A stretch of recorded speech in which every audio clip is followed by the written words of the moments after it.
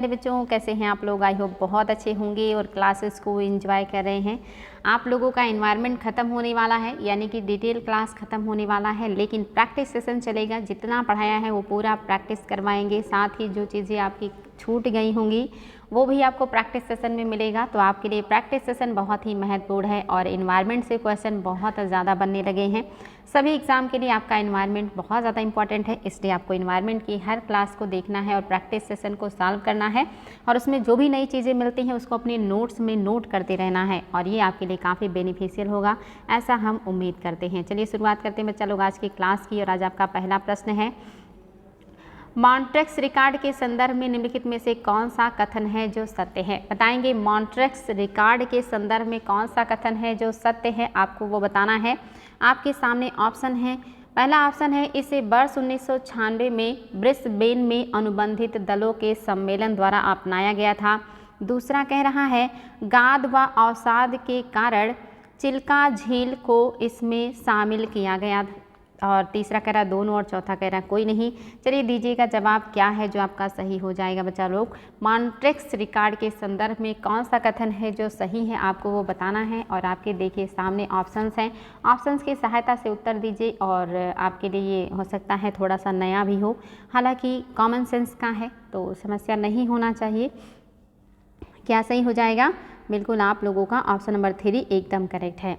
मॉन्ट्रेक्स record एक अंतर्राष्ट्रीय जो महत्व की आर्द्रभूमियाँ होती हैं उन्हीं का सूची तैयार करता है और ये रामसर साइट के तहत ही काम करता है, ये चीज़ याद रखिएगा। ये जितने आपके विकास होते हैं, तकनीकी विकास या प्रदूषण होते हैं या अन्य कोई मानवीय गतिविधियों की हस्तक्षेप के कारण अगर पारिस्थितिकी तंत्र में परिवर्तन आता है, यानी कि कोई नेगेटिव इम्पैक्ट आता है या आने की संभावना रहती है, तो ऐसे आर्द्र भूमियों को मॉन्ट्रेक्स रिकॉर्ड में डाल दिया जाता है। और इसको संचालित करने का जो काम है या जो मतलब दिशा निर्देश है वो 1996 में ब्रिस्बेन में अनुबंधित दलों के सम्मेलन से हुआ था, इसलिए याद रखिएगा। ये आपका ऑप्शन नंबर बिल्कुल सही है कि 1996 के ब्रिस्बेन में हुए अनुबंधों से इसको शुरू किया गया है। और मॉन्ट्रेक्स रिकॉर्ड आपका रामसर साइट के तहत काम करता है और एक इसलिए है, अगर किसी भी मानव गतिविधि या किसी भी वजह से आर्द्र भूमियों में समस्या हो रही या होने की संभावना है तो उसे मॉन्ट्रेक्स रिकॉर्ड में डाल दिया जाता है। याद रहे कि हमेशा आर्द्र भूमियाँ मॉन्ट्रेक्स रिकॉर्ड में नहीं रहेंगी जब तक उस पर जो संकट मंडरा रहा है या जो जिस संकट मतलब उस पर जो संकट आ चुका है जब तक उसका निदान नहीं हो जाता, यानी कि संकट जो आया है वो समाप्त हो जाए या जो आ रहा है वो समाप्त हो जाए तो फिर से उसे मॉन्ट्रेक्स रिकॉर्ड से निकाल दिया जाता है, वो मॉन्ट्रेक्स रिकॉर्ड में नहीं रहता। और क्यों डालेंगे? अगर वहाँ पे गाद अवसाद के कारण, जैसे चिल्का झील आपका इसमें रिकॉर्ड में शामिल किया गया था। रीज़न क्या था इसको मॉन्ट्रेक्स रिकॉर्ड में शामिल करने का? तो वहाँ पे बहुत ज़्यादा गाद और अवसाद हो गए थे। बहुत ज़्यादा गाद और अवसाद आएगा तो जलीय पारितंत्र धीरे धीरे डिस्टर्ब हो जाएगा और डिस्टर्ब होगा तो उसकी जैव विविधता पर नुकसान आएगा। इसी वजह से चिल्का झील को मॉन्ट्रेक्स रिकॉर्ड में डाल दिया गया था। याद रखिएगा कब डाला गया था? 1993 में इसको मॉन्ट्रेक्स रिकॉर्ड में डाला गया था। ये क्वेश्चन कई बार आया है, लेकिन फिर इसको नवंबर 2002 में मॉन्ट्रेक्स रिकॉर्ड से बाहर भी कर दिया गया, यानी कि वर्तमान में आपका चिल्का झील मॉन्ट्रेक्स रिकॉर्ड में नहीं है। बच्चा लोग याद रखिएगा 93 में शामिल किया गया था, क्योंकि वहाँ पे बहुत ज़्यादा गाद और अवसाद हो गया था, जिसकी वजह से वहाँ की जो आर्द्र भूमि स्थल है उस पर संकट आ गया था। 2002 तक वो समस्या दूर हो गई तो उसको वहाँ से हटा दिया गया है। आपका जो केवलादेव घाना है इसको भी 1990 में डाला गया था मॉन्ट्रेक्स रिकॉर्ड में। तो आपके 2 स्थल मॉन्ट्रेक्स रिकॉर्ड में शामिल हुए थे, एक आपका घाना पक्षी विहार जिसको केवलादेव घाना कहा जाता है और दूसरा आपका चिल्का झील। याद रखिएगा ये आपका मॉन्ट्रेक्स रिकॉर्ड से अब बाहर हो चुका है, इसलिए आपको ये सारी चीज़ें बिल्कुल याद रखनी है, बहुत ही ज़्यादा इंपॉर्टेंट है।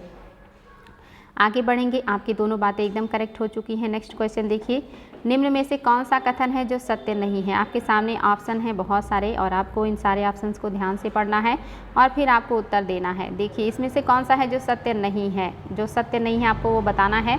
आपके सामने है ऑप्शन और आपको इसकी सहायता से उत्तर देना है और ये आपके लिए वेरी वेरी इंपॉर्टेंट क्वेश्चन है बच्चा लोग। देखिए आपका कह रहा है राजस्थान में स्थित केवलादेव राष्ट्रीय उद्यान को 1990 में मॉन्ट्रेक्स रिकॉर्ड में शामिल किया गया था। ओहो, अब तो आप लोग इसको बहुत आसानी से बता लेंगे। दूसरा कह रहा है मणिपुर का लोकटक झील को मॉन्ट्रेक्स रिकॉर्ड में वर्ष 1993 में शामिल किया गया। तीसरा कह रहा है उड़ीसा की चिल्का झील के मुहाने पर अवरुद्ध कर रहे गाद और अवसाद की समस्या के कारण इसे मॉन्ट्रिक्स रिकॉर्ड में 1993 में शामिल किया गया, परंतु इसके संदर्भ में किए जा रहे पुनर्सुधार के प्रयासों की सफलता के बाद वर्ष 2002 में इसे रिकॉर्ड से बाहर कर दिया गया। चौथा कह रहा है चिल्का झील हेतु किए गए पुनर्सुधार के प्रयासों में सफलता के बाद चिल्का विकास प्राधिकरण को वर्ष 2003 में रामसर आर्द्रभूमि संरक्षण पुरस्कार भी प्रदान किया गया। आपको बताना है कौन सा है जो सत्य नहीं है, यानी कि आपके सामने है ये 4 ऑप्शन और आपको इसी में से बताना है कौन सा है जो आपका सत्य नहीं है। चलिए देखते हैं आप लोग इसका क्या उत्तर देने वाले हैं। वेरी इंपॉर्टेंट क्वेश्चन है और आप इसका उत्तर बहुत आसानी से दे सकते हैं, क्योंकि मैंने आपको इसके बारे में काफ़ी कुछ बता भी दिया है, तो आपको बहुत सारी चीज़ें पता भी चल चुकी हैं, तो अब तो आप लोगों को इसको सॉल्व करने में कोई समस्या नहीं होगा। तो निश्चित ही बच्चा लोग आपका जो सत्य नहीं है वो क्या है, क्योंकि अभी हमने बात किया कि राजस्थान में स्थित जो केवलादेव घाना राष्ट्रीय उद्यान है इसको 1990 में शामिल किया गया था मॉन्ट्रिक्स रिकॉर्ड में। बिल्कुल सही है।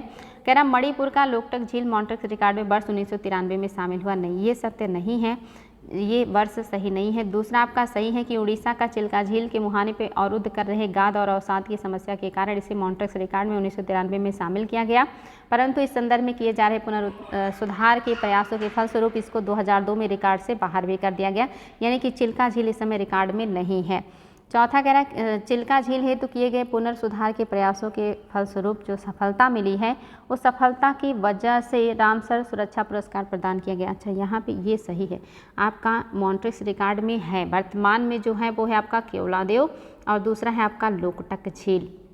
याद रखिएगा बच्चा लोग, ये दोनों वर्तमान में हैं, लेकिन आपका जो उड़ीसा का चिल्का है ये अब नहीं है। 93 में शामिल किया गया, लेकिन 2002 में इसको बाहर कर दिया गया है, तो ये आपके कथन सत्य हैं। आपका जो चौथा है चिल्का झील हेतु किए गए पुनर्सुधार के प्रयासों के सफलता के बाद चिल्का विकास प्राधिकरण को वर्ष यहाँ पे 2002 होगा, 2002 में रामसर आर्द्रभूमि संरक्षण पुरस्कार प्रदान किया गया है। तो याद रखिएगा जब ये निकला है उसी वर्ष जो है इसको पुरस्कार दिया गया है। बाकी आपकी बातें सही हैं। जो आपका मणिपुर का लोकटक झील है इसको मॉन्ट्रिक्स रिकॉर्ड में वर्ष 2093 में शामिल किया, मतलब 1993 में शामिल किया गया है। आपका जो केवला है ये 90 में ही शामिल था। चिल्का 93 में शामिल हुआ, लेकिन उसको निकाल दिया गया है, अब 2002 में निकाल दिया गया। और इस बेहतर प्रयास के लिए, जो कि देखिए शामिल तो आपका ये भी हो रहा है लोकटक भी केवलादेव, लेकिन इसने अपने प्रयासों से अपने आप को इससे बाहर कर लिया, तो निश्चित ही पुरस्कार का काम तो करेगा ही, तो इसको पुरस्कार दिया गया है। तो आपका बच्चा लोग ये गलत है, क्योंकि मतलब यहाँ पे गलत क्यों है, क्योंकि मैंने अभी आपको बताया कि ये 2003 नहीं 2002 होगा और यहाँ पे 2003 कर दिया गया, इसलिए ये गलत है। बाकी याद रखिएगा वर्तमान में भी आपका केवला और लोकटक मॉन्ट्रिक्स रिकॉर्ड में शामिल हैं। अगला क्वेश्चन देखते हैं, और ये क्वेश्चन भी आपके लिए इम्पॉर्टेंट है और बेहतरीन प्रश्न है। चलिए दीजिएगा जवाब। कह रहा है वनों के नियामक कार्यों में निम्नलिखित में से कौन सा शामिल नहीं है। वनों के नियामक कार्यों में निम्नलिखित में से कौन सा शामिल नहीं है। पहला कह रहा है अवशोषक। देखिए ध्यान दीजिएगा, नियामक कह रहा है, नियामक कह रहा है बच्चा लोग, कह रहा है वनों के नियामक कार्य में कौन सा है जो शामिल नहीं है। वन के बहुत सारे कार्य होते हैं ना, जैसे आपने देखा था पर्यावरण के कुछ प्रावधान कार्य थे, कुछ आपके संरक्षण कार्य थे, कुछ आपके जो है नियम कार्य थे, कुछ सांस्कृतिक थे। ऐसे वनों के भी आप देखिएगा कि जो है कार्य हैं, वनों के भी कुछ नियामक कार्य होते हैं, कुछ अन्य कार्य होते हैं। तो नियामक कार्य में क्या आएगा आपको ये बताना है, और ये भी आपके लिए काफ़ी इम्पोर्टेंट है। तो देखते हैं नियामक में आपके क्या हो जाएगा। पहला कह रहा है अवशोषण, दूसरा कह रहा है गैसों का भंडारण व निर्मुक्तिकरण, तीसरा कह रहा है खनिज तत्वों का विकिरण और ऊर्जा, चौथा कह रहा है सूखे की रोकथाम। इनमें से कोई एक काम है जो वनों के नियामक कार्य में शामिल नहीं है, आपको वही बताना है। देखते हैं आप लोग इसका क्या उत्तर देने वाले हैं। शानदार प्रश्न है आपका, वनों के नियामक कार्य में आपका कौन सा है जो शामिल नहीं है। तो याद रखेंगे क्या है जो नहीं शामिल है, फटाफट दीजिएगा उत्तर। बहुत ही शानदार प्रश्न है और एकदम मतलब बिल्कुल दिमाग लगाने वाला है, कॉमन सेंस का भी है, लेकिन जब तक वहाँ तक दिमाग नहीं ले जाएंगे तो गलत करेंगे। तो नियामक काम में जो है ये आपका सूखा नहीं है। सूखा किस में आता है, सूखा सुरक्षात्मक में आता है। जो आपके वन हैं ये आपको सुरक्षा भी तो देते हैं, तो ये किस में आएगा, सुरक्षात्मक में आएगा। सुरक्षात्मक में आपके सूखा का रोकथाम, सूखे से रोकथाम ये सुरक्षा देता है वन ऐसा करके। इसके अलावा ये और क्या करता है, जल और मृदा का संरक्षण भी करता है, जल का और मृदा का संरक्षण करता है। इसके अलावा आप देखेंगे ये जितने कोलाइड होते हैं और जो गंध होते हैं, इन सबको क्या करता है, नियंत्रित करता है। कोलाइड को और गंध को नियंत्रित करता है, गंध को नियंत्रित करता है। ये सब सुरक्षात्मक हैं। सुरक्षात्मक में क्या है, जल और मृदा का संरक्षण, सूखे की रोकथाम, कोलाइड और गंध को नियंत्रित करना, ये सब किस में आएंगे, ये सुरक्षात्मक काम है आपके वनों के। लेकिन नियामक काम में क्या क्या आ जाएंगे, नियामक काम में आ जाएगा आपका अवशोषण, जो अवशोषित करते हैं, जैसे कार्बन का अवशोषण, हानिकारक पदार्थों का अवशोषण, गैसों का भंडारण, कार्बन और ब्लू सिंक के रूप में भंडारण भी करते हैं, निर्मुक्तिकरण भी तो करते हैं, आपके लिए ऑक्सीजन निकालते हैं। खनिज तत्वों व विकिरण ऊर्जा, ये भी क्या करते हैं, जो आपके खनिज तत्व होते हैं और विकिरण ऊर्जा होते हैं, इन सबको ये नियमित करते हैं। विकिरण को भी नियमित करते हैं, खनिज तत्वों को भी नियमित करते हैं। तो ये सब नियमित कर रहे हैं, नियामक काम कर रहे हैं, उनको विनियमित कर रहे हैं। तो इसलिए आपका तीनों सही है। लेकिन ये सुरक्षा देते हैं, सूखे से बचा रहे हैं, भूस्खलन से बचा रहे हैं, जल और मृदा का संरक्षण कर रहे हैं, गंध और कोलाइड से बचा रहे हैं। तो ये सब सुरक्षात्मक होंगे। याद रखिएगा, ये दोनों बातें हो सकता है अगली बार सुरक्षात्मक पूछ ले, तो आपको ये सारी चीज़ें बिल्कुल पता होनी चाहिए। अगला क्वेश्चन भी देखिए, आपका बहुत ही शानदार है।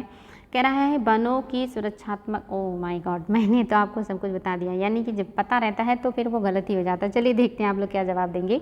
वनों की सुरक्षात्मक कार्य में कौन सा शामिल नहीं है, वनों के सुरक्षात्मक कार्य में कौन सा शामिल नहीं है। कह रहा है जल एवं मृदा संरक्षण, दूसरा कह रहा है सूखे का रोकथाम, तीसरा कह रहा है कोलाहल, यहाँ पे कोलाहल नहीं होगा बल्कि हाँ कह सकते हैं कोलाहल, कोलाहल मतलब होता है ना शोरगुल, एवं गंध से नियंत्रण, और चौथा कह रहा है कि खनिज तत्व।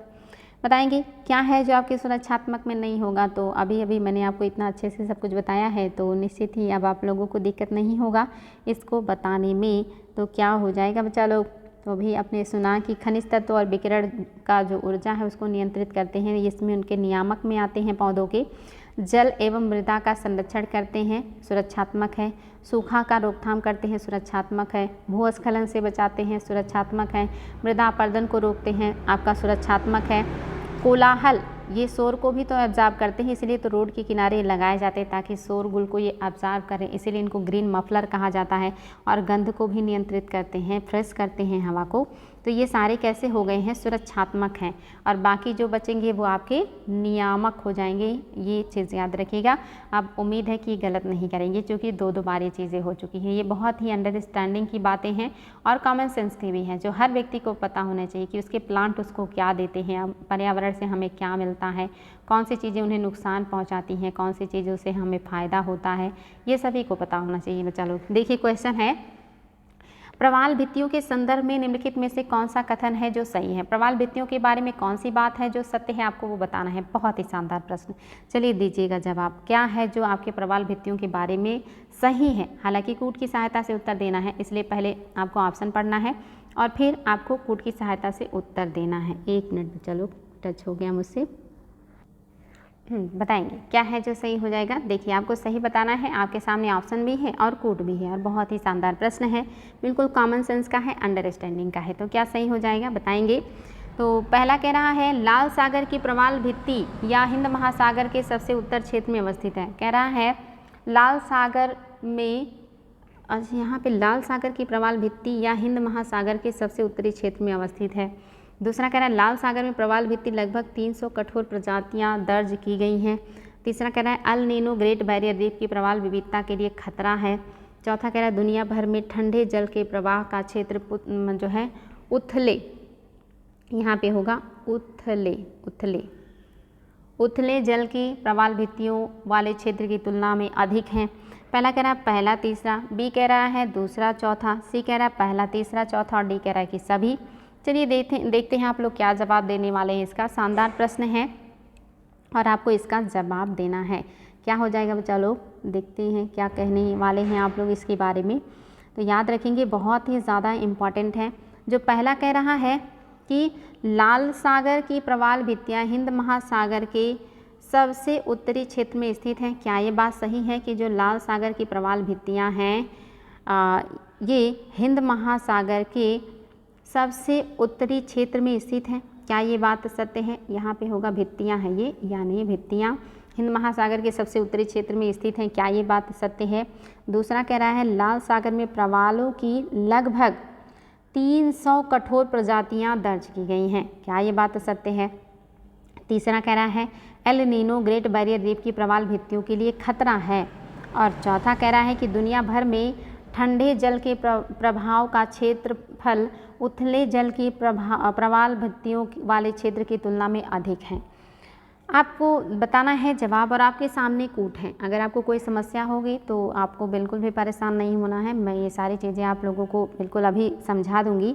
तो अगर आपको कोई कन्फ्यूज़न है तो बिल्कुल भी परेशान ना होइएगा, फटाफट अभी उत्तर दे दीजिए, फिर मैं आप लोगों को बता देती हूँ कि क्या है जो कि आपका सही हो जाएगा।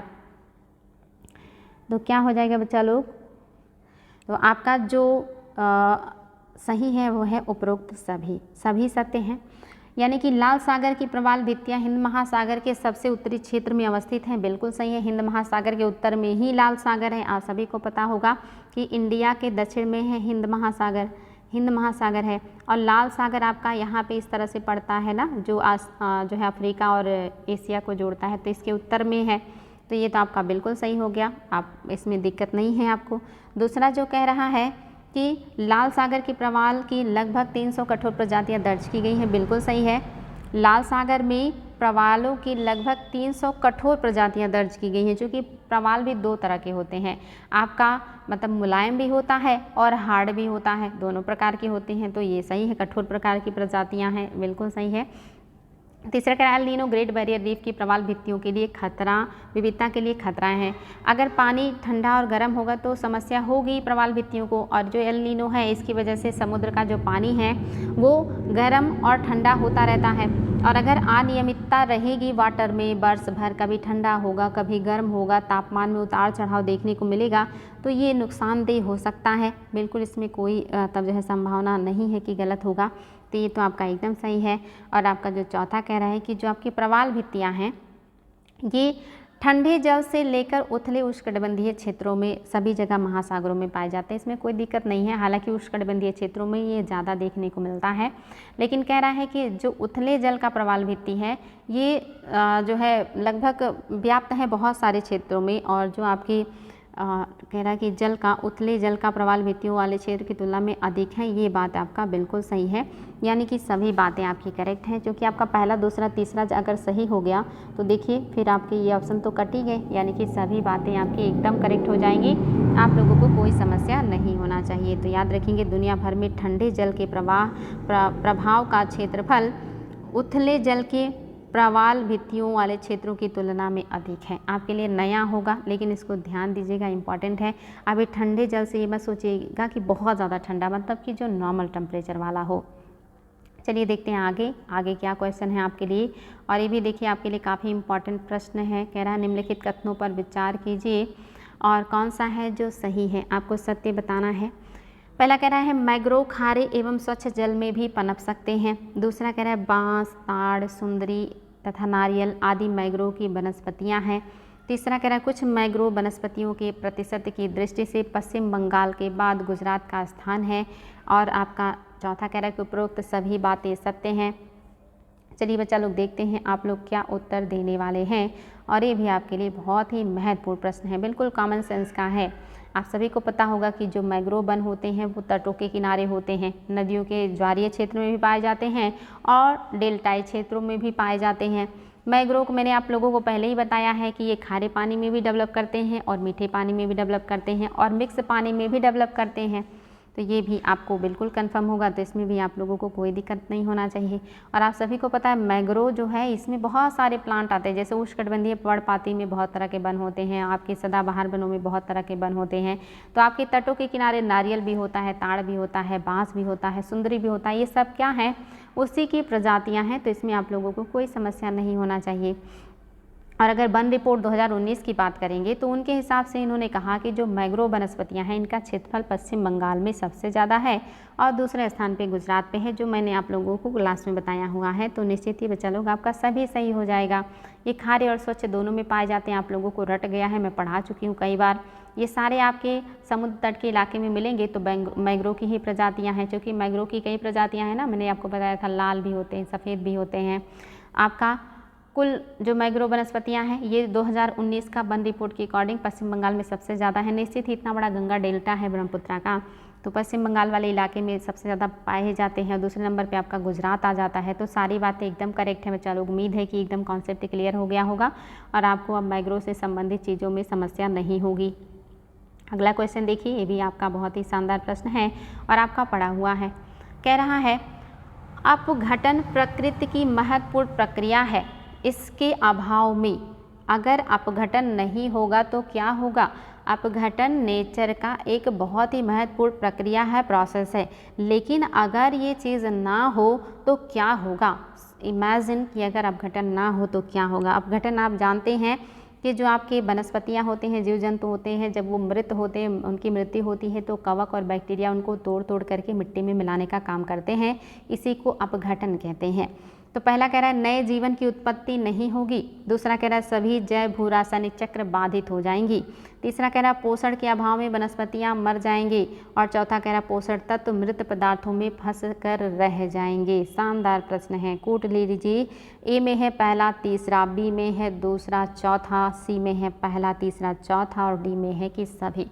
बेहद शानदार प्रश्न और आप सभी को इसका उत्तर पता होगा। मुझे पता है कि मेरे बच्चों को इस तरह के क्वेश्चन सॉल्व करने में समस्या नहीं होना चाहिए। चलिए देखते हैं आप लोग क्या जवाब देने वाले हैं इसका। शानदार प्रश्न है और आप लोग हो सकता है कंफ्यूज भी हो जाएं, लेकिन क्या होंगे ये तो अभी पता चलेगा। चलिए सावधानी से उत्तर दीजिएगा आप लोग, और ये आपके लिए काफ़ी इम्पॉर्टेंट है। और क्यों इम्पॉर्टेंट है अभी पता चल जाएगा। क्या हो जाएगा बच्चा लोग तो आपका जो ऑप्शन नंबर सी है यानी कि 1 3 4 ये आपका एकदम करेक्ट हो जाएगा। 1 3 4 आपका एकदम करेक्ट है। आपका 2 जो है ये सही नहीं है। सभी जैव भू रासायनिक चक्र बाधित हो जाएंगे, ये बात सत्य नहीं है, क्योंकि जो आपका कार्बन चक्र होता है यानी कि जैसे आपका जो कार्बन चक्र है ये आपका चलता रहता है। कार्बन चक्र के लिए हमें जीवों की ज़रूरत नहीं पड़ती है। बाकी जो है सभी जो जैव रासायनिक चक्र हैं वो बाधित होंगे। तो याद रखिएगा आपका कई सारे चक्र ऐसे हैं जिसमें अपघटन की प्रक्रिया नहीं पाई जाती है, यानी कि बिना अपघटन के भी कुछ चक्र ऐसे चलते हैं जो कि भू जैव रासायनिक चक्र की मतलब जो है आवश्यकता से संबंधित नहीं होते हैं, जैसे कि आपका कार्बन चक्र, आपका जल चक्र, ये सब इससे संबंधित नहीं होंगे, इसलिए आपका दूसरा नहीं है। पहला तो बिल्कुल सही है, नए जीवन की उत्पत्ति नहीं होगी, बिल्कुल सही है, इसमें आप लोगों को कोई समस्या नहीं है। सॉरी बच्चा लोग, चलिए सॉल्व कर लेते हैं हम लोग। तो आपका पहला बिल्कुल सही है, नए जीवन की उत्पत्ति नहीं होगी। नए जीवन की उत्पत्ति नहीं होगी क्योंकि नए जीवन की उत्पत्ति के लिए भू जैव रासायनिक चक्र यानी कि आपका अपघटन बहुत ज़्यादा ज़रूरी है। अगर पोषक तत्वों का अपघटन नहीं होगा, मिट्टी में नहीं जाएंगे, तो पोषक तत्व मिट्टी को उपलब्ध नहीं होगा, तो नया जीवन कैसे होगा। जो आपका भू जैव रासायनिक चक्र है इसमें कुछ चक्र ऐसे होते हैं जो आपके अपघटन की प्रक्रिया से बाधित नहीं होते। हालांकि कार्बन चक्र हो जाएगा, क्योंकि आप सभी को पता है पौधों और जीव जंतुओं के अंदर भी कार्बन होता है, और अगर उनका अपघटन नहीं होगा तो कार्बन उन्हीं के अंदर कैद होकर रह जाएगा। तो आपका कार्बन चक्र होगा, लेकिन इसके अलावा कुछ और भी होंगे जो नहीं होंगे, और वो जिसमें आपका एक जल चक्र भी ले सकते हैं। दूसरा कह रहा है पोषण के अभाव में वनस्पतियां मर जाएंगी। बिल्कुल, अगर अपघटन नहीं होगा, मिट्टी में पोषक पदार्थ नहीं जाएंगे, तो पौधों को पोषक कहाँ से मिलेगा, और अगर पोषण नहीं मिलेगा तो वो ज़्यादा दिन तक जीवित नहीं रहेंगे, निश्चित ही मरेंगे। चौथा भी सही है कि पोषण तत्व मृत पदार्थों में फंस कर रह जाएगा, यानी कि मान लीजिए जीव जंतु हैं, वनस्पतियां हैं, ये सारे लोग मृत हो रहे हैं, ये ज़मीन पे गिर रहे हैं, लेकिन इनका कोई अपघटन करने वाला नहीं है, इनको मिट्टी में मिलाने वाले ही नहीं हैं, तो क्या हो जाएगा, निश्चित ही वो मिट्टी में नहीं मिलेगा, वो वैसे ही पड़ा रहेगा, क्योंकि ये जीव ही उनको तोड़ करके मिट्टी में मिलाते हैं। सड़ाने गलाने की प्रक्रिया अपघटन की प्रक्रिया कहलाती है। अगर वो ये काम नहीं करेंगे तो डेड बॉडी सड़ेगी ही नहीं, प्लांट के पत्ते और टहनियाँ ख़त्म ही नहीं होंगे, वो पूरा कूड़ा करकट जम जाएगा। इसके अलावा कितना पॉल्यूशन, मतलब कितना ज़्यादा गंदगी भर जाएगी, सब तरफ कूड़े करकट का ढेर गज जाएगा कुछ ही समय में। तो आपका क्या हो गया है, इसमें आपके कुछ जो है भू रासायनिक चक्र को छोड़ के बाकी चीज़ें बाधित होंगी। याद रखिएगा, ये खास करके कार्बन चक्र तो सबसे ज़्यादा प्रभावित हो जाएगा। तो आपका सी ऑप्शन एकदम करेक्ट है। उम्मीद है समझ में आ गया होगा बात आपको। अगला क्वेश्चन देखिए, अपघटन प्रकृति की महत्वपूर्ण प्रक्रिया है, इसके अभाव में निम्न में से कौन सा रासायनिक चक्र बाधित हो जाएगा। लीजिए फिर से आपका क्वेश्चन आ गया है, मैं आप लोगों को एक्साइटमेंट में बता देती हूँ। और आप लोगों को आपके क्वेश्चन का उत्तर मिल जाता है। चलिए देखते हैं आप लोग क्या जवाब देने वाले हैं। कह रहा है कि इससे कौन सा है जो चक्र बाधित हो जाएगा। इसमें से कोई एक चक्र है जो बाधित होगा, नाइट्रोजन चक्र, ऑक्सीजन चक्र, कार्बन चक्र, उपरोक्त सभी। अब तो आप लोगों को कोई समस्या नहीं है, क्योंकि मैं आपको बता चुकी हूँ कि कौन सा चक्र है जो सबसे पहले बाधित होगा या सबसे ज़्यादा बाधित होने वाला है। तो आप सभी को पता है कि कार्बन चक्र, क्योंकि कार्बन जीवों में भी पाए जाते हैं और वनस्पतियों में भी पाए जाते हैं। तो अगर जीव और वनस्पतियों में कार्बन पाया जाएगा तो निश्चित ही अगर उनका अपघटन नहीं होगा तो कार्बन जो है वो ठोस रूप में फंस के रह जाएगा, तो ये चक्र प्रभावित हो जाएगा। ऑक्सीजन चक्र आपका ये नहीं प्रभावित होगा क्योंकि ये प्लांट बनाते हैं। नाइट्रोजन चक्र भी आपका इससे नहीं प्रभावित होगा क्योंकि ये भी आपके जो बैक्टीरिया है वो करते हैं, तो आपका ये नहीं होगा। लेकिन आपका कार्बन चक्र जो है ये प्रभावित हो जाएगा और बहुत ज़्यादा प्रभावित हो जाएगा। अगला देखिए, निम्नलिखित पारितंत्रों को उनके क्षेत्रफल के आधार पर व्यवस्थित कीजिए। इसमें आप लोगों को समस्या होगी। कह रहा है पृथ्वी पर जो पारितंत्र पाए जाते हैं उनके क्षेत्रफल के आधार पे आपको व्यवस्थित करना है, यानी कि ज़्यादा से कम की तरफ आपको व्यवस्थित करना है। सबसे ज़्यादा क्षेत्रफल किसका होगा इनमें से, और सबसे कम किसका होगा इनमें से। चलिए देखते हैं आप लोग इसका क्या उत्तर देने वाले हैं। तो चलिए बच्चा लोग दीजिएगा फटाफट जवाब। पहला कह रहा है मरुस्थल, दूसरा कह रहा है उष्णकटिबंधीय वर्षा वन, तीसरा कह रहा है उष्णकटिबंधीय पर्णपाती वन, चौथा कह रहा है शीतोष्ण कटिबंधीय, शीतोष्ण आपकी मतलब शीतोष्ण कोणधारी वन, और पांचवा कह रहा है सवाना। देखते हैं आप लोग क्या उत्तर देंगे इसका। बहुत ही इंपॉर्टेंट प्रश्न है और इसमें आप लोगों को समस्या होगी, इसलिए मैं आप लोगों को थोड़ा समय दूंगी कि आप इसका क्या उत्तर देने वाले हैं। तो आज ये सारी चीज़ें मैं बिल्कुल क्लियर करवा दूंगी, आप लोगों को आगे समस्या नहीं होगी, बशर्ते आप लोग ध्यान से कंसंट्रेट होकर यहाँ पे देखिएगा। तो आपका जो सही ऑप्शन हो जाएगा वो है ऑप्शन नंबर आपका फर्स्ट। सबसे ज़्यादा जो है इनमें मरुस्थल है, 18% आपका है। इसके बाद दूसरे नंबर पे आपका उष्णकटिबंधीय वन है जो कि 17% है। तीसरे नंबर पे आपका जो सवाना घास आता है वो हो जाता है, सवाना घास, ये जो है 15% है। उसके बाद जो आता है वो शीतोष्ण कोणधारी वन आते हैं और इनका जो है ये 12% है। इसके बाद जो आ जाएंगे ये आपके क्या बच गया है, अच्छा नहीं कोणधारी वन यहाँ पे है, कोणधारी जो है ये 12 है, और जो है आपका पर्णपाती का 8 है, याद रखिएगा 8 है। ये क्षेत्रफल के आधार पे कह रहा है, प्रतिशत के आधार पे नहीं कह रहा है, तो हम प्रतिशत हटा दे रहे हैं, क्षेत्रफल के आधार पे कह रहा है। यानी कि आपका 18 जो भी हो इसको क्षेत्रफल के आधार पे ले लीजिए। आपका ये 70% है और ये आपका 8% है। आपका कोणधारी 12 है, सवाना 15 है।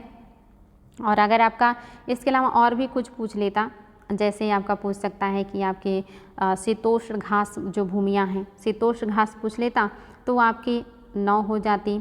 उष्णकटिबंधीय पर्णपाती पूछ लेता यहाँ पे तो आपका 8 हो ही गया है, कंफर्म है। शीतोष्ण पर्णपाती पूछ लेता तो वो 7 हो जाते। तो ये सारी चीज़ें याद रखेंगे बच्चा लोग। आपका जो ऑप्शन नंबर फर्स्ट है ये एकदम करेक्ट है। आपको ये चीज़ें याद कर लेनी है, आपके लिए नया हो सकता है क्योंकि ये फैक्ट है। फैक्ट वाले जो क्वेश्चन है ये छोटे एग्जाम में भी पूछे जाते हैं, कभी कभी बड़े एग्जाम में भी पूछ लिया जाता है, लेकिन मोस्टली ये छोटे एग्जाम में पूछे जाते हैं। अगला क्वेश्चन देखिए, लगातार बढ़ती निर्वनीकरण की समस्या ने प्रत्यक्ष या अप्रत्यक्ष कई प्रभावों को जन्म दिया है। जो लगातार निर्वनीकरण बढ़ रहा है इस समस्या ने कभी कभी प्रत्यक्ष और कभी कभी अप्रत्यक्ष कई प्रभावों को जन्म दिया है। उनके प्रभाव के संदर्भ में विचार कीजिए कि आप लगातार जो वनों को काट रहे हैं तो इससे कुछ प्रत्यक्ष आपके ऊपर प्रभाव पड़ रहे हैं और कुछ अप्रत्यक्ष प्रभाव पड़ रहे हैं। तो आपको बताना है कि इनमें से कौन सा है जो कि सही है।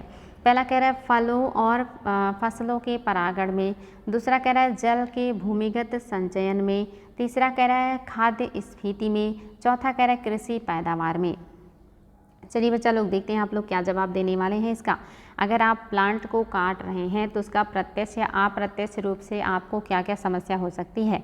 ए में कह रहा है पहला दूसरा चौथा, बी में कह रहा है दूसरा चौथा, सी में कह रहा है पहला तीसरा चौथा और डी में कह रहा है सभी। बहुत ही शानदार प्रश्न है, एकदम अंडरस्टैंडिंग का, हर बच्चे को पता होगा। जिन्होंने इन्वायरमेंट नहीं भी पढ़ा है वो भी बता सकते हैं कि अगर हम पेड़ को काट देंगे तो हमें कौन कौन सी समस्याएं हो सकती हैं। जो कि आपके पेड़ आपको बहुत ही बहुमूल्य उपहार देते हैं, बहुत ही अनमोल हैं आपके लिए।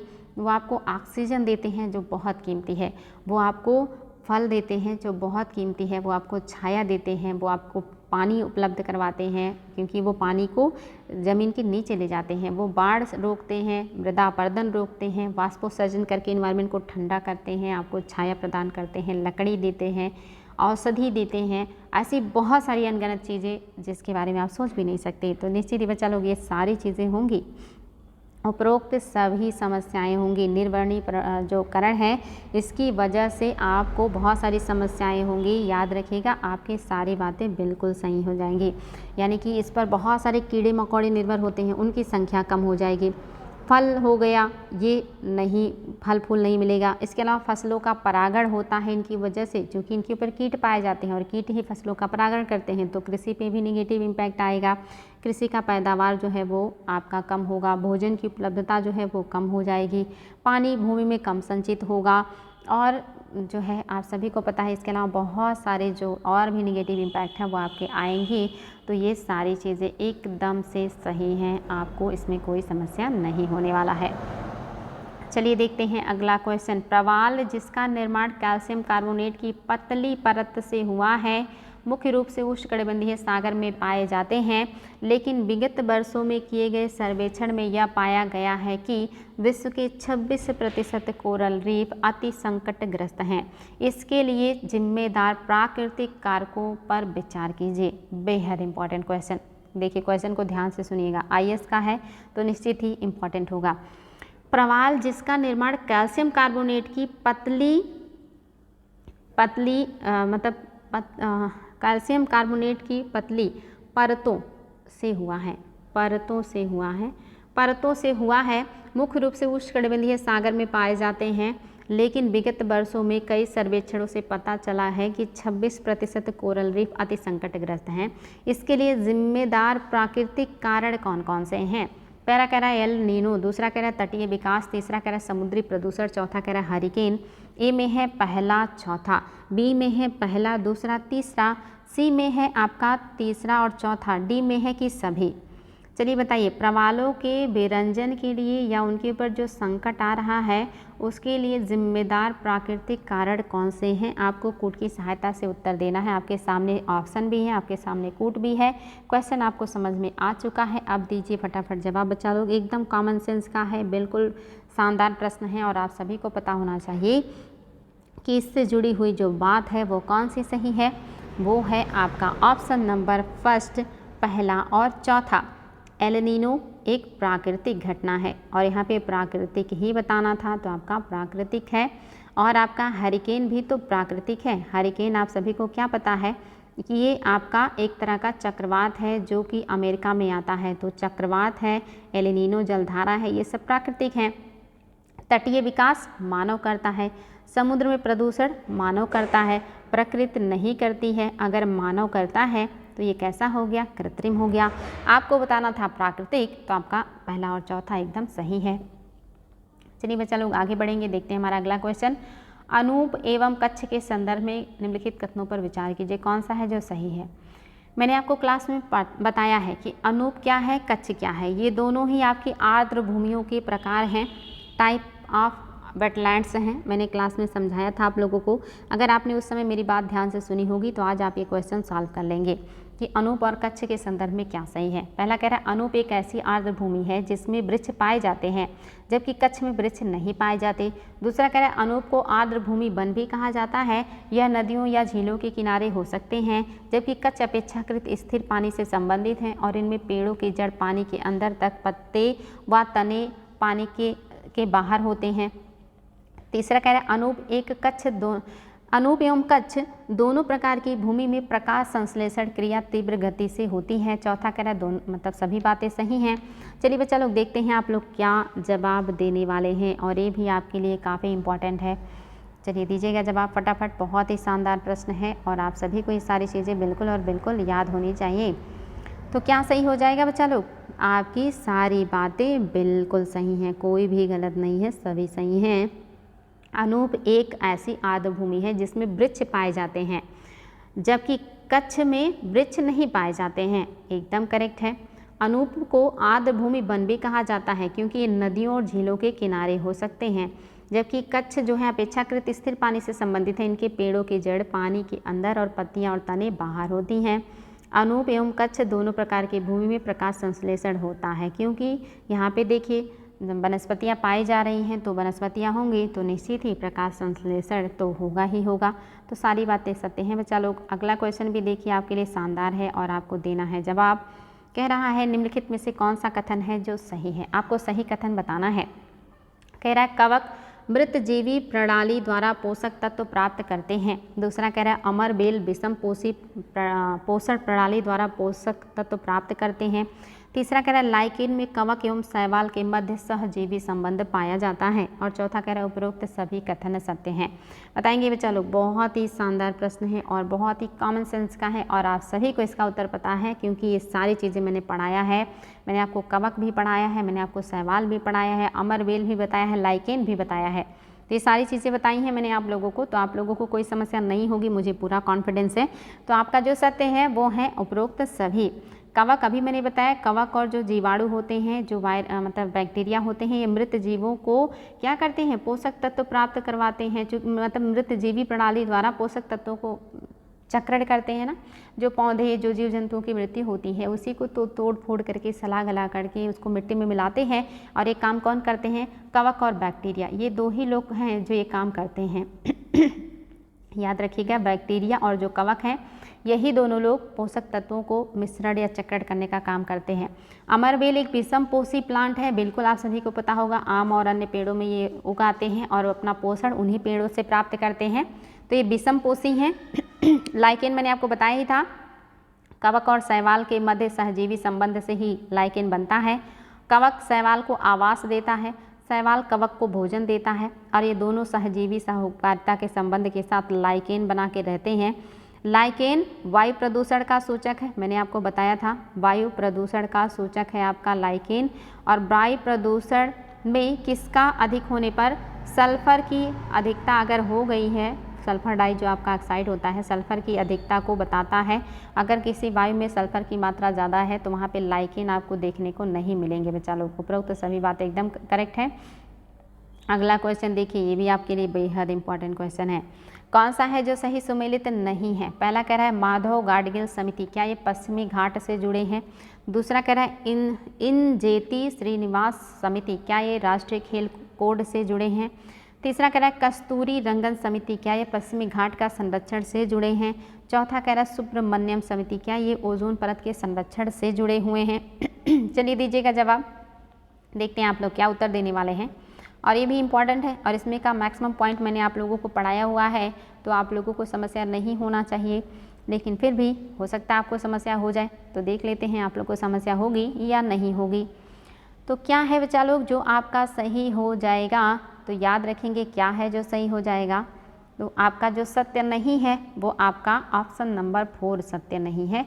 आपका पहला बिल्कुल सही है, जो आपका पश्चिमी घाट है, जो लगभग 1500 किलोमीटर चौड़ा फैला हुआ मतलब इंडिया का सबसे ज़्यादा जैव विविधता वाला इलाका है। ये इस क्षेत्र का मतलब एक तरीके से कहिए अध्ययन करने के लिए समिति बनाई गई थी, जो कि उसके अध्यक्ष थे माधव गाडगिल। ये माधव गाडगिल के नेतृत्व में ही ये समिति बनी थी। एजेंती जो श्रीनिवासन है ये खेल राष्ट्रीय खेल प्राधिकरण से जुड़े हुए हैं, खेल समिति से जुड़े हुए हैं। और आपकी जो दूसरी समिति बनी थी पश्चिमी घाट की जैव विविधता की सुरक्षा को लेकर के सुझाव देने के लिए, इसके जो अध्यक्ष थे वो थे आपके कस्तूरी रंगन जो समिति है ये बनाए गए थे, इसलिए याद रखिएगा ये भी आपके लिए काफ़ी इम्पॉर्टेंट है। आपका जो सही नहीं है वो है ऑप्शन नंबर आपका 4। अगला देख लीजिए, नेक्स्ट क्वेश्चन क्या है, निम्न में से किस राज्य में विश्व को सबसे क्वेश्चन है, निम्नलिखित में से किस राज्य में विश्व को पहले नमक सहित सुरुपादप उद्यान साल्ट टॉलरेंट प्लांट गार्डन का उद्घाटन किया गया है। आपके लिए ये नया हो सकता है क्योंकि ये करंट का क्वेश्चन था। कह रहा है कि आपका विश्व में पहली बार या कहिए कि दुनिया का पहली बार किस राज्य में नमक, यहाँ पे होगा सहिष्णु, नमक सहिष्णु। सहिष्णु मतलब आप जानते हैं ना, जो नमक के प्रति उदार हो, सहिष्णु हो, उसके प्रति लचीला हो। कह रहा है नमक सहिष्णु प्लांट उद्यान साल्ट टॉलरेंट प्लांट गार्डन का उद्घाटन किया गया है। आपको बताना है इसमें से किस राज्य में, जो नीचे दिया हुआ है, विश्व का पहला नमक सहिष्णु पादप उद्यान साल्ट टॉलरेंट प्लांट गार्डन का उद्घाटन किया गया है। पहला कह रहा है तमिलनाडु, दूसरा कह रहा है गुजरात, तीसरा कह रहा है कर्नाटक और चौथा कह रहा है आंध्र प्रदेश। इनमें से किस राज्य में ये पार्क आपका या उद्यान बनाया गया है, आपको वो बताना है। और ये आपके लिए इम्पॉर्टेंट भी है और करंट का भी है, तो याद रखिए क्या है जो सही हो जाएगा। तो जो आपका ऑप्शन नंबर फर्स्ट है ये बिल्कुल सही हो जाएगा। तमिलनाडु का ही एक वेदारण्य में, मतलब वेदारण्य वहाँ का जिला या क्षेत्र है जहाँ पे ये साल्ट टॉलरेंट प्लांट जो गार्डन है इसकी स्थापना किया गया है। और ये जो कृषि वैज्ञानिक हैं MS स्वामीनाथन, इन्होंने ही, जिनको हरित क्रांति का पिता कहा जाता है, उन्हीं का एक तरह से कहीं इसमें बहुत बड़ा रोल है और उन्हीं की वजह से ये प्लांट जो बना है ये बन के तैयार हुआ है, जो एक तरीके से जो लवण होता है यानी कि नमक होता है उसके प्रति सहिष्णु है, यानी कि नमक इसको नुकसान नहीं पहुंचाएगा। ये कहाँ पे है, ये तमिलनाडु में है। ये चीज़ आपको बिल्कुल याद रखना है, वेरी वेरी इंपॉर्टेंट। अगला, कोरल ब्लीचिंग के संदर्भ में कौन सा कथन है जो सही है। कोरल ब्लीचिंग के बारे में क्या सत्य है आपको ये बताना है। पहला कह रहा है यह अत्यधिक उच्च निम्न ताप अवसाद चरम निम्न उच्च ज्वार का परिणाम है। क्या कोरल ब्लीचिंग के लिए निम्न ताप अवसाद चरम और निम्न ज्वार का मतलब जो है रीज़न बनता है। दूसरा कह रहा है इसके परिणाम स्वरूप और समाप्त हो जाते हैं। आपको बताना है इसमें से क्या है जो कि कोरल ब्लीचिंग के लिए जिम्मेदार है। तीसरा कह रहा है दोनों, चौथा कह रहा है कोई नहीं। बताएंगे बच्चा लोग आपका क्या सही हो जाएगा। इसके परिणाम स्वरूप कोरल समाप्त हो जाते हैं, यहाँ पे होना चाहिए था कोरल। देखते हैं आप लोग क्या जवाब देने वाले हैं। और ये भी आपके लिए एकदम से कॉमन सेंस का, क्योंकि मैंने पढ़ाया है आप लोगों को कोरल के लिए क्या क्या नुकसान करता है। अगर तापमान ज़्यादा हुआ तब भी, तापमान कम हुआ तब भी, अवसाद ज़्यादा हुआ तब भी, ज़्यादा ज्वार आया तब भी, निम्न ज्वार आया तब भी, ये सब हैं। पॉल्यूशन भी है, आपके अवसाद भी हैं, और ये सारी चीज़ें क्या होती हैं, जिम्मेदार होती हैं कोरलों के समाप्त होने के लिए। और यही जो रीज़न बनते हैं और वो समाप्त होते हैं तब इसी को कहा जाता है कोरल ब्लीचिंग।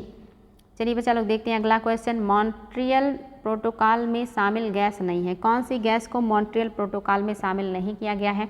मैंने चीज़ आप लोगों को पढ़ाया है कि कौन कौन सी गैसें हैं जो मॉन्ट्रियल प्रोटोकॉल में शामिल होती हैं और कौन कौन सी गैसें हैं जो क्योटो प्रोटोकॉल में शामिल होती हैं। तो बताएंगे मॉन्ट्रियल प्रोटोकॉल आप सभी को पता है, ये आपके ओजोन परत के संरक्षण से जुड़ा है। ओजोन परत के संरक्षण से जुड़ा हुआ है। अगर ओजोन परत का संरक्षण है तो निश्चित ही आपका ये किस में आएगा, ये आ जाएगा मॉन्ट्रियल में। और अगर आपका ग्लोबल वार्मिंग करने वाली गैसें हैं, ग्लोबल वार्मिंग कर रही हैं, तो वो किस में आएंगी, तो वो आपकी आ जाएंगी जो है क्योटो प्रोटोकॉल में। तो फिलहाल यहाँ पे ओजोन परत के संरक्षण की बात हो रहा है। ओजोन परत को नुकसान पहुँचाने वाली मॉन्ट्रियल प्रोटोकॉल के तहत इनमें से कौन सी गैस है जो शामिल नहीं है। पहला कह रहा है क्लोरोफ्लोरोकार्बन, दूसरा कह रहा है हाइड्रोक्लोरोफ्लोरोकार्बन, तीसरा कह रहा है नाइट्रस ऑक्साइड, चौथा कह रहा है हैलोजन, पांचवा कह रहा है मिथाइल ब्रोमाइड। बताएंगे सारी चीज़ें क्लास में पढ़ाई हूँ, एकदम से पढ़ाई हूँ, यहाँ तक ये भी बताई हूँ कि कितना % कौन योगदान देता है, कौन ज़्यादा करता है, कौन कम करता है, किसका प्रभाव ज़्यादा है, किसका कम है, किसकी संख्या ज़्यादा है, मात्रा, ये सब कुछ बताई हूँ। तो बच्चा लोग आप सभी को पता है कि आपका जो नाइट्रस ऑक्साइड है ये ग्लोबल वार्मिंग वाला गैस है ना, तो ये किस में आएगा, ये आएगा आपकी ग्लोबल वार्मिंग गैस के रूप में आएगा, हरित गृह गैस के रूप में आएगा, यानी कि ये आपका क्योटो प्रोटोकॉल के अंतर्गत आएगा। ये क्योटो प्रोटोकॉल का है, इसका नहीं है। क्योटो प्रोटोकॉल का होगा गैस, कार्बन हो गया, मीथेन हो गया, नाइट्रस हो गया, ये सब क्योटो प्रोटोकॉल में आ जाएंगे। सल्फर, ये सब क्योटो प्रोटोकॉल, लेकिन क्लोरोफ्लोरोकार्बन हो गया, हाइड्रोक्लोरोफ्लोरोकार्बन हो गया, हैलोन हो गए, मिथाइल ब्रोमाइड हो गया, ये सारे आपके मॉन्ट्रियल प्रोटोकॉल के तहत शामिल हैं। ये मैंने आपको क्लास में बताया है। इसके अलावा आपका जो कार्बन टेट्राक्लोराइड है ये भी है, इसको भी याद रखिएगा, मैंने आपको बताया था। और साथ ही मैंने आपको बताया था HBFC भी इसमें शामिल होता है। ये सब आप सभी को याद रखना है। तो आगे बढ़ेंगे और देखेंगे हमारा अगला क्वेश्चन। नील हरित शैवाल के संदर्भ में कौन सा कथन है जो सही नहीं है। नील हरित शैवाल के बारे में कौन सा कथन सत्य नहीं है। पहला कह रहा है यह परपोषी रोगाणु है, दूसरा कह रहा है यह महत्वपूर्ण खाद्य स्रोत हैं, तीसरा कह रहा है यह नाइट्रोजन स्थिरीकरण के दृष्टिकोण से महत्वपूर्ण है, चौथा कह रहा है इनमें से कुछ शैवाल विषैले तत्व का उत्सर्जन करते हैं जो शरीर के लिए हानिकारक होते हैं, चलिए बच्चा लोग दीजिए इसका भी उत्तर। बहुत ही शानदार प्रश्न है और आप सभी को इसका उत्तर पता होना चाहिए कि नीले हरे शैवाल के बारे में कौन सा कथन है जो सत्य नहीं है। और आप सभी को इसका उत्तर पता होना चाहिए कि कौन सा है जो सत्य नहीं है। बहुत आसान है, आप सभी को पता है नीले हरे शैवाल के अंदर पाया जाता है क्लोरोफिल, और जिसके पास होगा क्लोरोफिल वो परपोषी नहीं होगा बल्कि स्वपोषी होगा, स्वपोषी होगा। और अगर वो स्वपोषी है तो ये क्या हो गया, गलत हो गया। यह एक महत्वपूर्ण खाद्य स्रोत है, एकदम सही है।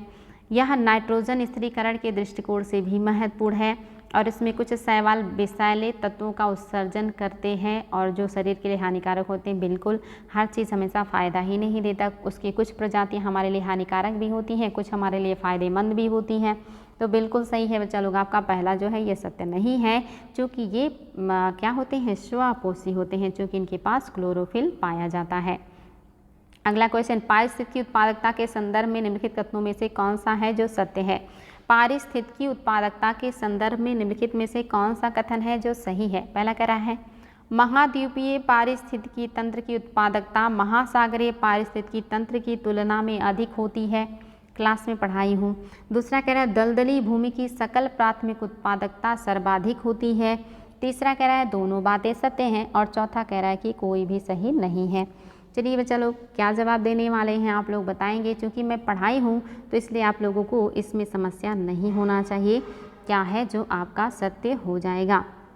तो मैंने आप लोगों को क्लास में बताया था कि जो महाद्वीप हैं और महासागर हैं इनकी उत्पादकता में जो अंतर है ये बहुत ज़्यादा देखने को मिलता है। तो दोनों बातें आपकी बिल्कुल सही हैं, क्योंकि जो महाद्वीप है इसका जो औसत उत्पादन है वो आपका वार्षिक उत्पादन अगर महाद्वीपों का लेते हैं तो ये है आपका लगभग 669, याद रखिएगा, ग्राम प्रति मीटर प्रति वर्ष, ये आपके महाद्वीपों का है। अगर हम बात करेंगे महासागरों का तो इसका हो जाएगा 155। सोचिए कितना अंतर है, महासागरों का हो जाएगा 155 ग्राम मीटर प्रति वर्ष। सोचिए कितना अंतर है, 669 और 155, इतना अंतर आ रहा है। तो अंतर तो है ही, एकदम सही है। और दलदली भूमि की सकल प्राथमिक उत्पादकता सर्वाधिक होती है, ये भी आपका एकदम करेक्ट है, इसमें भी आप लोगों को कोई दिक्कत नहीं होना चाहिए। चलिए बच्चा लोग देखते हैं आपका अगला क्वेश्चन, अपरद खाद्य श्रृंखला के आधार में जीव होते हैं। कह रहा अपरद खाद्य श्रृंखला के आधार में जीव होते हैं। पहला कह रहा अपघटक, दूसरा कह रहा उत्पादक, तीसरा कह रहा शाकाहारी और चौथा कह रहा मांसाहारी। अपरद खाद्य श्रृंखला के आधार में कौन सा जीव होता है आपको ये बताना है। अपरद खाद्य श्रृंखला का मतलब होता है कि जो क्षय होते प्राणियों और पादपों का शरीर होता है जो मृत हो जाते हैं उनको जैविक पदार्थों से जो है अजैविक पदार्थों में कौन परिवर्तित करता है आपको ये बताना है। तो याद रखेंगे कौन करेंगे, आपके सूक्ष्म जीव करेंगे। सूक्ष्म जीव में कौन आते हैं, आपके अपघटक आते हैं। यही जो है मृत जैविक पदार्थों से आरंभ होकर सूक्ष्म जो जीव हैं ये छोटे छोटे पदार्थों में तोड़ करके इसको मिट्टी में मिलाने का काम करते हैं और ये परभक्षी कहलाते हैं। तो आपका पहला जो है ये एकदम से करेक्ट हो गया है। अगला देखिए, रामसर अभिसमय के अनुसार निम्नलिखित में से किन आर्द्र भूमि के रूप में मान्यता दिया गया है। इनमें से कौन से हैं जो रामसर के तहत आर्द्र भूमि में शामिल हैं। पहला कह रहा है कम गहराई वाले समुद्री जल क्षेत्र, दूसरा कह रहा है मत्स्य युक्त तालाब, तीसरा कह रहा है धान के खेत, चौथा कह रहा है साल्ट पेन। बताएंगे क्या है जो आपका सही हो जाएगा, फटाफट उत्तर दीजिएगा, आपके लिए काफ़ी इंपॉर्टेंट है। और देखते हैं क्या जवाब देंगे आप। ए में है पहला चौथा, बी में है पहला दूसरा तीसरा, सी में है तीसरा चौथा, डी में है सभी। तो निश्चित ही इसमें भी आप लोगों को कोई कन्फ्यूज़न नहीं होना चाहिए क्या है जो आपका सत्य हो जाएगा। तो आपकी सारी चीज़ें एकदम करेक्ट हैं, ये सभी आपके आर्द्र भूमि में आएंगे। कम गहराई वाले समुद्री जल वाला जो क्षेत्र होता है, जो आप देखेंगे जहाँ पे बहुत न्यूनतम आपके ज्वार आते हैं लगभग 6 मीटर तक की ऊंचाई वाले, ये आपके क्या हो जाते हैं, कम गहराई वाले होते हैं, ये भी शामिल है। जो मत्स्य युक्त तालाब होता है ये भी शामिल है। धान के खेत को भी लिया जाता है। अब हर धान के खेत को नहीं लेंगे, लेकिन अगर बहुत बड़ा लैंड का इलाका है जो धान का खेत है जहाँ बहुत ज़्यादा पानी का आवागमन होता है तो इसको लेंगे। और साल्ट पेन, ये सारी चीज़ें आपकी हो जाएंगी, बिल्कुल सही है। क्योंकि अगर आप पहला दूसरा तो 100% होगा, लेकिन देखिए पहले दूसरे का कोई ऑप्शन नहीं है। अब आप तीसरे तक ले सकते हैं, तो आपका तीसरे तक लेते तो भी हो जाता। यहाँ पे सभी आपके बिल्कुल सही हो जाएंगे बच्चा लोग। ऑप्शन नंबर 4 आपका एकदम करेक्ट है। चलिए देखते हैं अगला क्वेश्चन। निम्नलिखित में से कौन रामसर स्थल नहीं है? इनमें से कौन सा है जो आपका रामसर स्थल नहीं है? कह रहा है केवलादेव राष्ट्रीय उद्यान, दूसरा कह रहा है चंद्रताल, तीसरा कह रहा है मानस राष्ट्रीय उद्यान और चौथा कह रहा है चिल्का झील।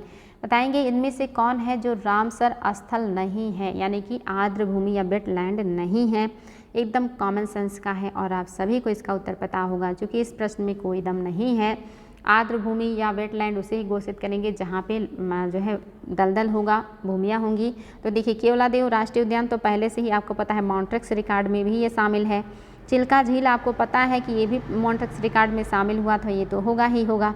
अब इसमें दोनों में आपको अगर कन्फ्यूज़न है तो मत होइएगा। आपका जो मानस है ये आपका रामसर स्थल नहीं है, ये नहीं है। चंद्रताल भी आपका जो है माना जाता है रामसर स्थल या वेटलैंड, ये है आपका ऑप्शन नंबर 3 नहीं होगा। अगला क्वेश्चन भी देखिए आपके लिए काफ़ी इंपॉर्टेंट है। कह रहा है समाना पारिस्थितिकी तंत्र के संदर्भ में कौन सा कथन है जो सही नहीं है? समाना के बारे में क्या सत्य नहीं है आपको ये बताना है। आपके सामने है ऑप्शन। पहला कह रहा है यहाँ उच्च वन घनत्व की उपस्थिति के कारण बितान का निर्माण होता है। दूसरा कह रहा है यहाँ अत्यधिक वन अग्नि प्रभावित तंत्र है। तीसरा कह रहा है यहाँ जल की उपलब्धता मौसमी होती है। चौथा कह रहा है कोई भी गलत नहीं है, यानी कि सभी सही हैं। चलिए बच्चा लोग देखते हैं आप लोग क्या उत्तर देने वाले हैं, और ये आपके लिए इम्पॉर्टेंट है और एकदम से कॉमन सेंस का है, एकदम कॉमन सेंस का है, कोई दम नहीं है। मैंने आप लोगों को पढ़ाया है घास स्थल, मैंने आपको बताया है कि उष्णकटिबंध में कौन कौन से घास स्थल आते हैं, शीतोष्ण में कौन आते हैं, कौन से देश में पाए जाते हैं, सब कुछ आपको पता है। तो यहाँ पे जो सही नहीं है वो पहला, क्योंकि यहाँ पे उच्च घनत्व वाले वन की उपस्थिति थोड़ी होती है। यहाँ पे वन बहुत कम पाए जाते हैं, ज़्यादातर घास होता है, घास में वन भी होते हैं, यानी कि मिश्रित अवस्था में होते हैं, घास और वन दोनों साथ में पाए जाते हैं।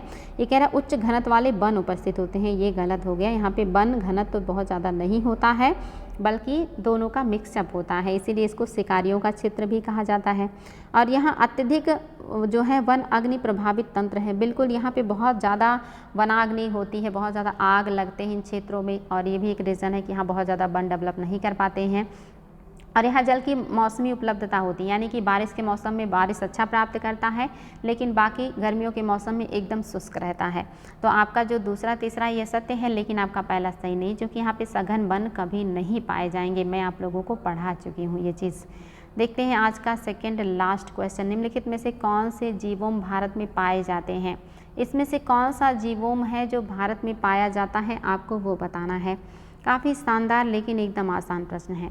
कह रहा आर्द्र पर्णपाती वन, दूसरा कह रहा है कोड़धारी या शंकुधारी वन, तीसरा कह रहा है अल्पाइन वन, और चौथा कह रहा है आपके घास भूमि। ए में कह रहा है केवल पहला चौथा, बी में कह रहा है कि पहला दूसरा तीसरा, और सी में कह रहा है तीसरा चौथा, डी में कह रहा है सभी। तो कोई दम ही नहीं है मेरे बच्चों के लिए, तो एकदम एक सेकंड का क्वेश्चन है, क्योंकि भारत ऐसा क्षेत्र है जहाँ पे हर तरह के जलवायु पाए जाते हैं, हर तरह की वनस्पतियाँ पाए जाते हैं, हर तरह के जीव जंतु पाए जाते हैं, हर तरह का खान पान, हर तरह का ड्रेस पैटर्न, हर तरह की थिंकिंग, हर तरह का जीवन शैली, सब कुछ पाया जाता है। बशर्ते आप भारत के हर क्षेत्र को भ्रमण कर लीजिए, तो आपका सभी बिल्कुल करेक्ट है।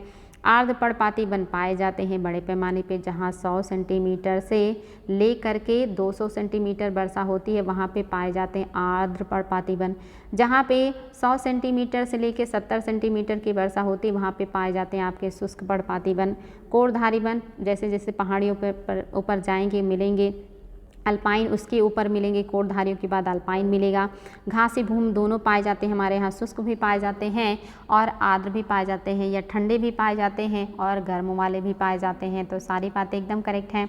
आज का लास्ट क्वेश्चन है बच्चा लोग, कह रहा है कीटभक्षी पौधों के संदर्भ में कौन सा कथन सही नहीं है? कीटभक्षी पौधों के बारे में क्या है जो सत्य नहीं है? पहला कह रहा है अमरबेल नामक पौधा कीटों तथा बहुत छोटे जंतुओं को पकड़कर भक्षण करता है। दूसरा कह रहा है कीटभक्षी पौधे नाइट्रोजन की प्राप्ति हेतु अन्य कीटों को पकड़ते हैं। तीसरा कह रहा है नेपेंथीज, ड्रोसेरा आदि अन्य प्रमुख कीटभक्षी पौधे हैं। चौथा कह रहा है कोई भी गलत नहीं है, यानी कि सभी सही है। चलिए बच्चा लोग क्या कहेंगे आप लोग, इसका उत्तर आपको बताना है, और आप सभी को इसका उत्तर पता होगा क्योंकि सब कुछ मेरा पढ़ाया हुआ है। कुछ भी ऐसा नहीं है जो आपने ना पढ़ा हो, तो बहुत आसानी से उत्तर दे सकते हैं। तो सभी को पता है कि जो आपके अमरबेल है ये आपका विषम पोषी प्लांट है, ये कीट भक्षी पौधा नहीं है। आज ही की क्लास में आपने पढ़ा इसलिए ये गलत हो गया। दूसरा सही है कि कीट भक्षी पौधे नाइट्रोजन की प्राप्ति हेतु कीटों को पकड़ करके खाते हैं, क्योंकि ये पौधे ऐसे क्षेत्र में उगते हैं जहाँ दलदल होता है। दलदली क्षेत्रों में बारिश ज़्यादा होने से पोषक तत्व छन छन के नीचे चले जाते हैं, जिससे नाइट्रोजन की कमी हो जाती है और उसकी पूर्ति करने के लिए ये कीटों को पकड़ के खा लेते हैं। नेपेंथीज हो गया, ड्रोसेरा हो गया, ये सारे आपके प्लांट कीट भक्षी प्लांट हैं। इन सब में नाइट्रोजन की कमी पाई जाती है। तो सत्य नहीं बताना था, तो आपका पहला ही सत्य नहीं था। बाकी बातें बिल्कुल सही हैं। उम्मीद है आपको क्वेश्चन अच्छा लगा होगा। अगर क्वेश्चन अच्छा लगता है तो कमेंट बॉक्स में ज़रूर लिखिएगा। अगर आपका कोई सुझाव है वो भी लिखिएगा, अगर आपका कोई डिमांड है वो भी लिखिएगा। तो चलो हम अपना पूरा प्रयास करेंगे, जो भी कर पाएँ। आप लोगों के सवालों का जवाब आपको ज़रूर मिलेगा। थोड़ा समय लग सकता है क्योंकि हमारे पास भी बहुत सारे काम होते हैं, व्यस्तता होती है। तो आप लोग बिल्कुल होपलेस, निराश मत होइएगा। आप लोग क्वेश्चन कीजिएगा, हम ज़रूर जवाब देंगे। आज के लिए इतना ही, फिर मिलते हैं ऐसे ही शानदार प्रश्नों के साथ और ढेर सारी बातें करेंगे, डिस्कशन करेंगे और कुछ नया सीखेंगे, पुराना रिविज़न करेंगे। आज के लिए इतना ही। Thank you so much.